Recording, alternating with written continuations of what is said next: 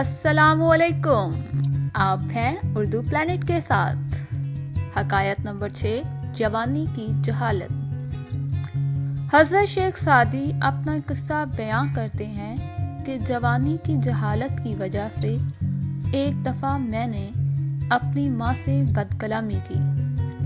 جس پر وہ پریشان ہو گئیں اور ایک کونے میں بیٹھ کر رونے لگی اور کہنے لگی کہ شاید تو اپنے بچپن بھول چکا ہے جو میرے ساتھ یوں سختی سے پیش آ رہا ہے۔ ایک بوڑھی عورت نے اپنے جوان بیٹے کو چیتے کی طرح دھاڑتے دیکھ کر کہا کہ کیا تجھے وہ وقت یاد ہے کہ جب تو میری گود میں بے بس اور مجبور پڑا تھا اور آج مجھ پر ظلم کرتا ہے کہ تو آج شیر ہے اور میں بوڑھی۔ اس حکایت کو بیان کرنے کا مقصد یہ ہے کہ وہ ماں جو بچے کو اس کے بچپن میں جب وہ محتاج ہوتا ہے پال پوس کر بڑا کرتی ہے اور اپنی خوشی کو اس کی تکلیف پر قربان کر دیتی ہے اور اپنی راحت کو بھول کر اسے تمام آسائشیں مہیا کرتی ہے، جب وہی بچہ جوان ہو جاتا ہے